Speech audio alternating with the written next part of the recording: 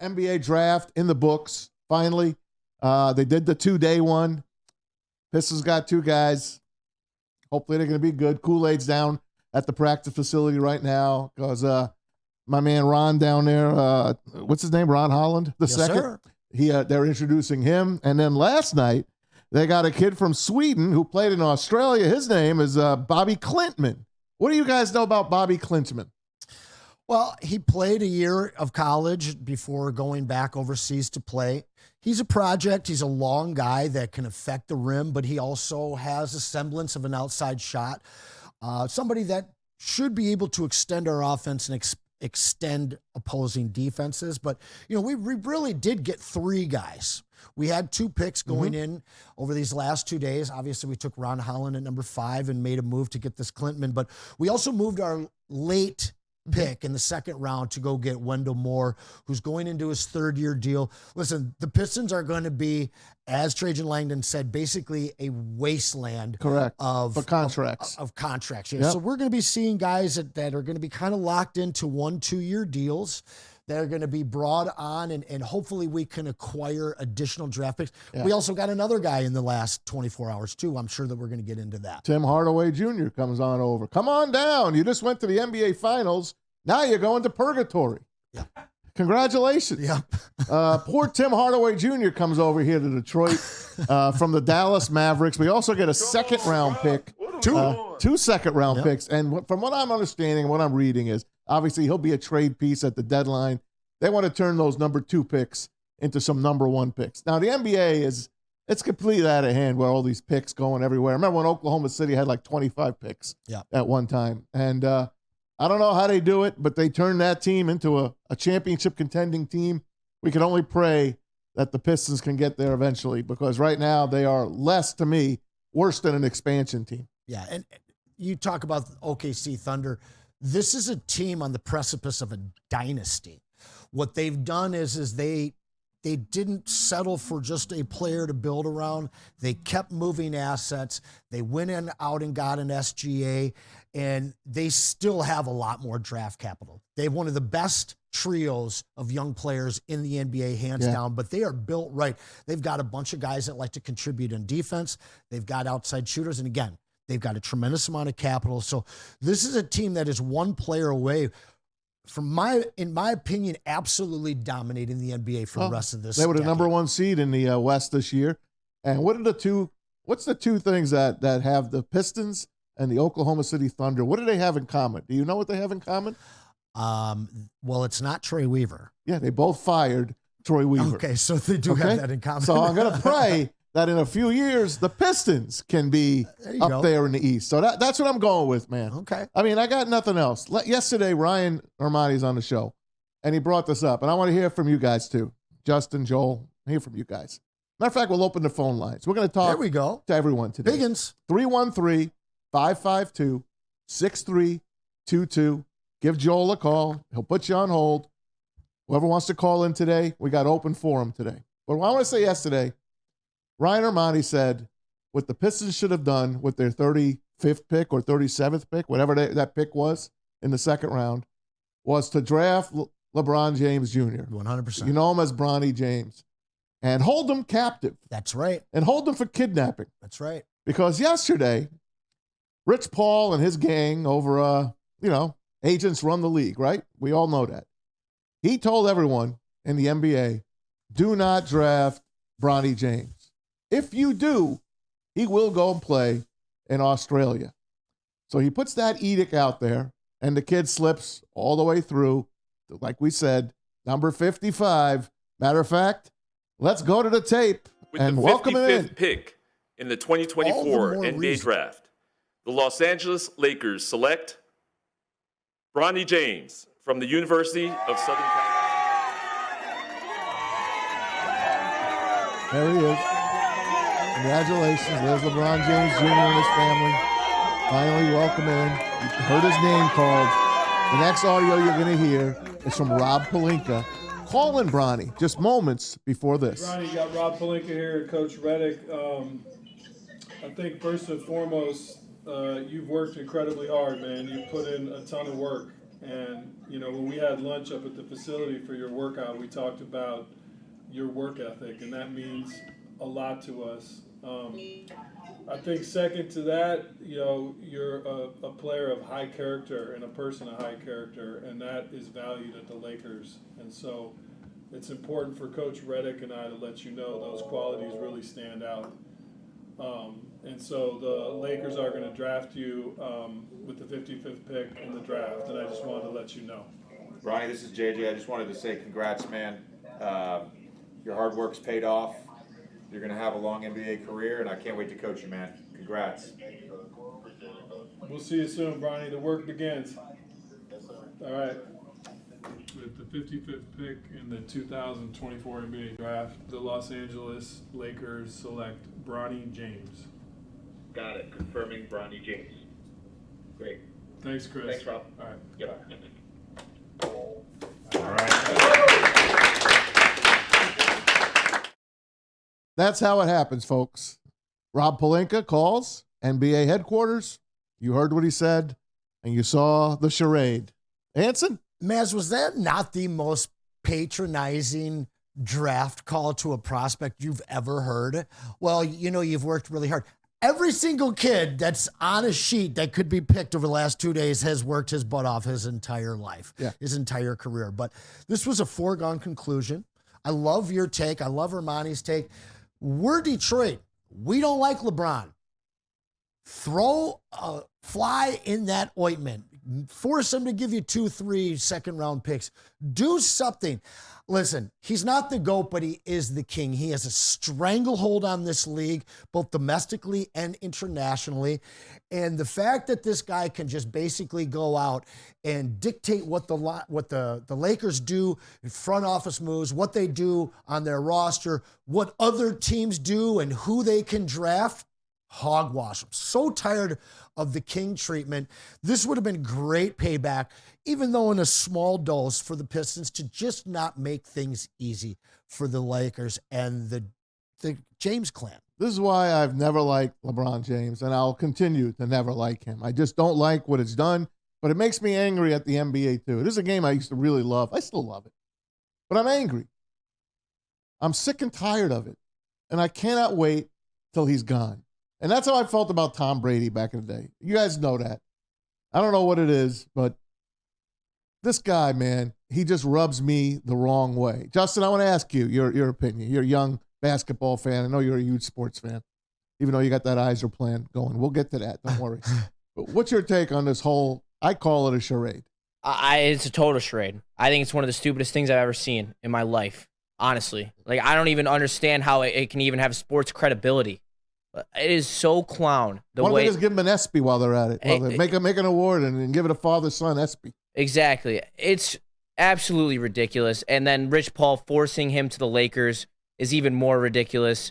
He shouldn't even be picked in this draft. No. He should have went undrafted. And see, if you're telling me that he would have went undrafted and then signed with the Lakers, that's different. Sure. That's different. But telling teams to specifically not draft him and then just drafting him, pretty much using a pick that should have went to someone more deserving.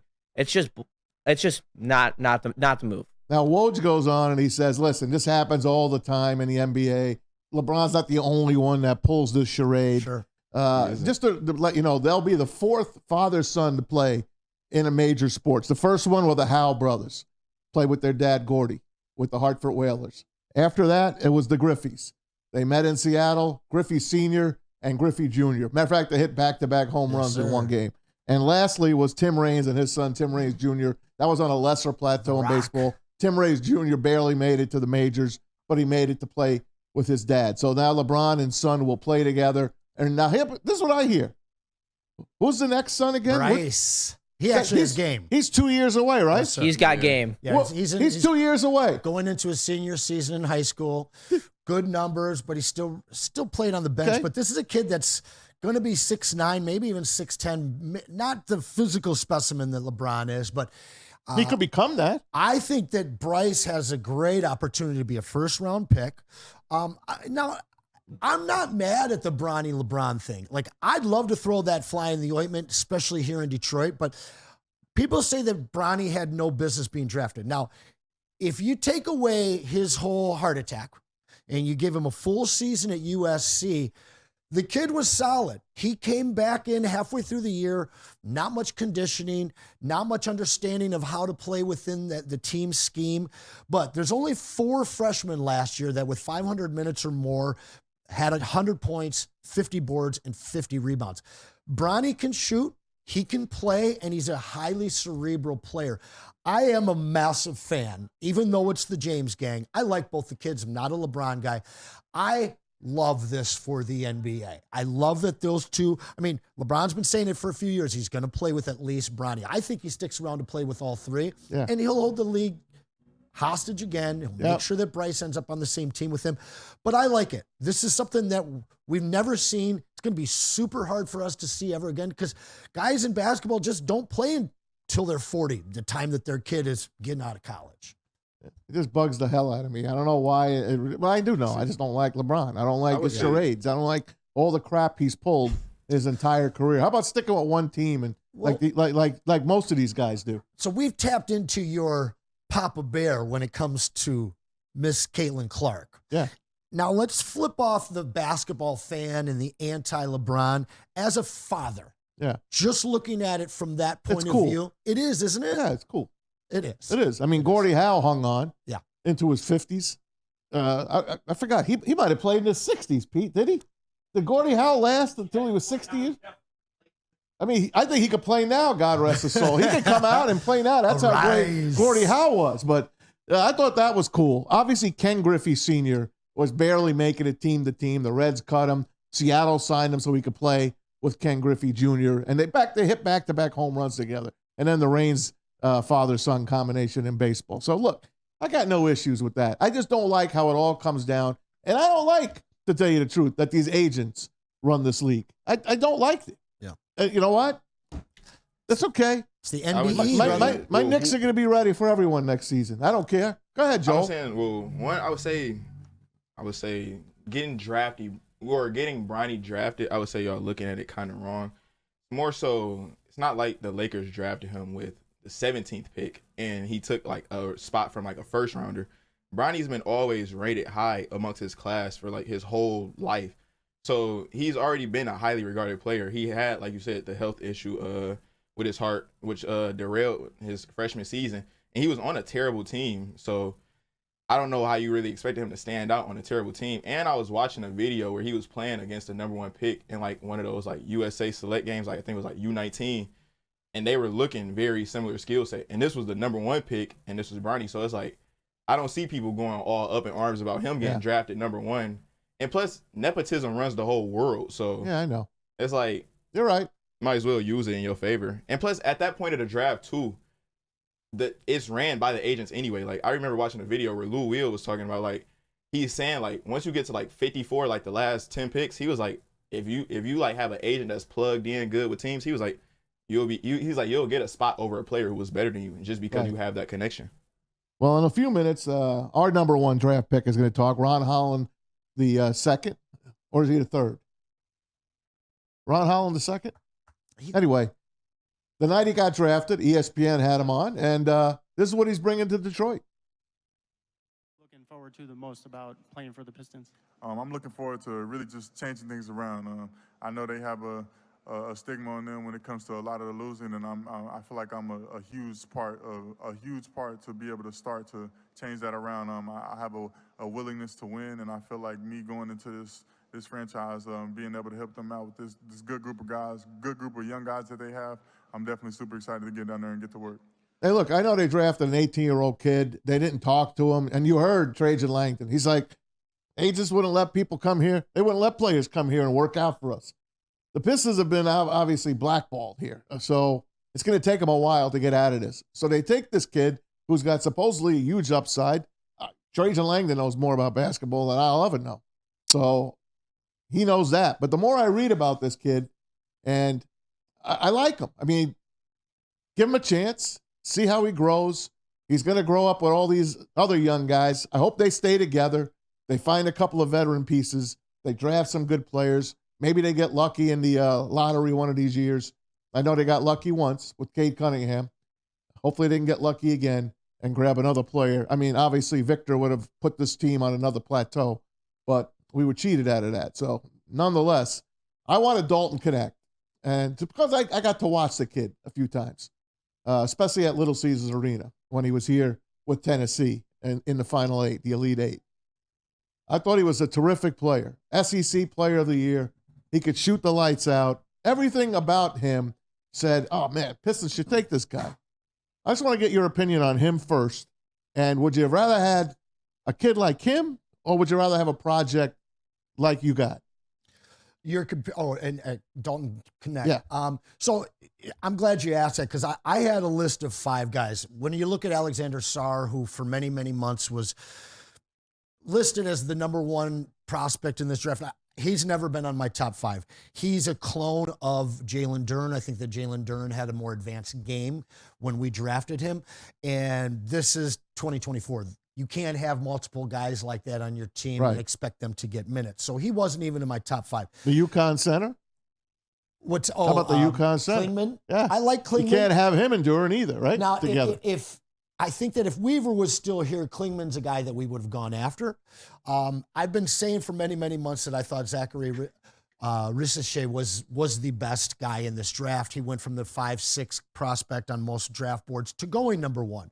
Reed Sheppard is a guy that if the Pistons had him here, they could have done a multitude of things in terms of trading Ivy and possibly even exploring trades for Cade, which I don't think that we should do at this point. Now, when it comes down to Holland, the guy we ended up with, your boy Dalton Connect, and then my guy Cody Williams, Dalton Connect is a guy that can come in here and play an NBA brand of basketball immediately. He's very ready. But the Pistons are not.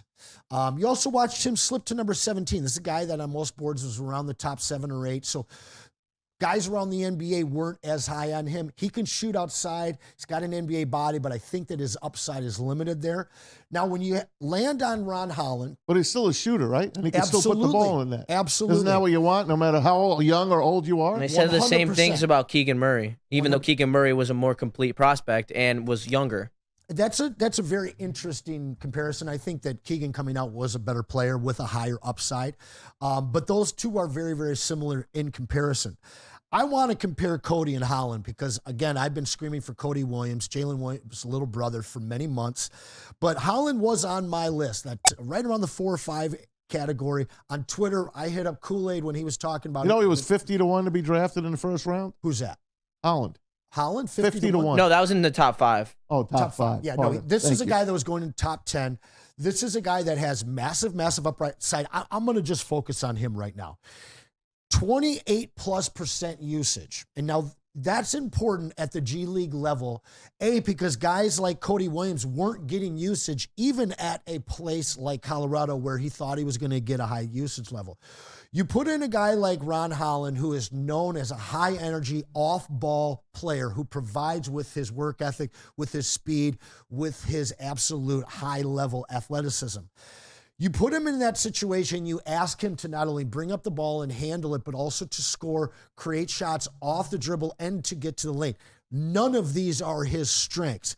Now, when you come away with you looking at his season last year in the G League, he's got good numbers, but he's shot not at a great clip, couldn't hit the 3 very well, turned the ball over a lot, and looked like he didn't have great vision.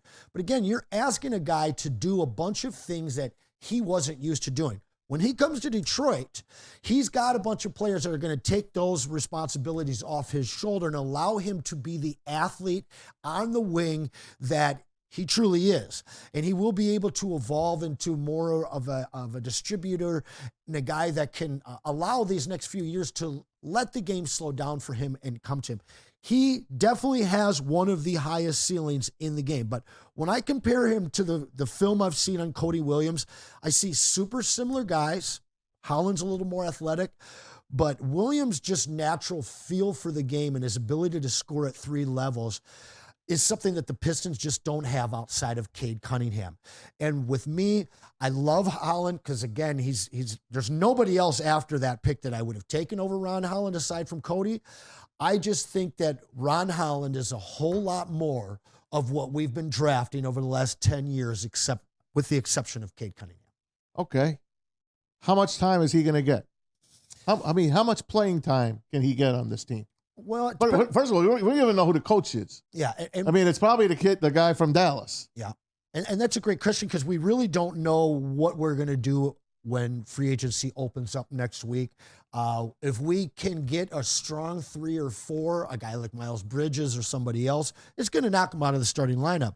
But we're so thin right now, I don't see Asar ascending to that starting lineup. This is a guy that is very similar in the things that he can do athletically and in the high energy aspect of basketball. But I do think that his offensive game is more polished. So if the Pistons strike out in free agency to land that legit 3-4 combo player, this guy could be starting. He could be seeing 28 minutes a game. How about around the room here, guys? What's your thought on the Pistons draft at whole? Who wants to go first? Joel, you can kick it off. I would say I really can't complain with the draft. Well, I mean, you really can't complain with the draft because, like many people say, who would you have rather had?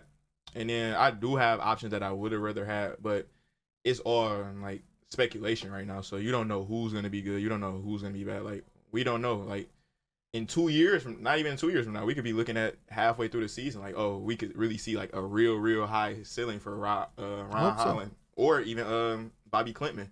So it's like we don't know how it's gonna work out. I'ma just try to keep a positive mindset since this is Trajan first draft. Let them come in with a clean slate and not really try to put any too much judgment on them before I really even see like how the players play. All right. I'm on the same wavelength. 2 high upside swings. I cannot get mad at. Everyone hated the Sider pick when Eisman came to town.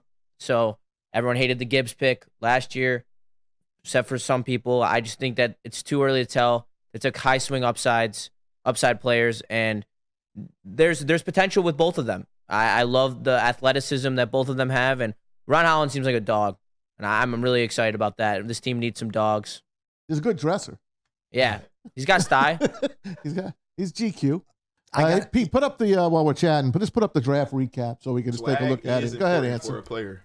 It's funny you talk about how he dressed. I saw a couple things on Twitter. One guy said, "This is the first time in my life at looking at the entire draft class, I feel like I could beat all of them up." Isn't that something? Yeah, I saw that tweet too. Pretty ridiculous. I saw that tweet too. Hey, a guy that didn't get drafted but got signed was a guy I brought up yesterday. Sharp shooting Jack Golke from Oakland University. Now, Ryan and Braylon both told me, Matt, he's not an NBA player. He's never going to play in the NBA. But he got signed yesterday by the Oklahoma City Thunder. Does he get an opportunity to be on that team, or is it just a showcase? Congratulations, kid, for what you did in the NCAA. Well, we might not see him in an NBA game, but what we could see, very much like Matt McClung, is him in the three-point shooting contest. Yes, Matt McClung, of course, in the slam dunk contest, That's right. The king. Yeah. 2 years in a row, right? That's right. Now, a guy like Golke, he can't. There's no possible way that he can make an NBA team with certainly. The way he shoots. If he can continue to shoot the way that he does and develop as a ball handler so where he doesn't become a liability with the rock in his hand. Because if you watch the OU's run, the guy didn't dribble a whole lot. He's coming off screens all the time. He's a defensive liability. He's a ball handling liability. If he can shore those things up, I could see him getting a couple 10-day contracts. Okay.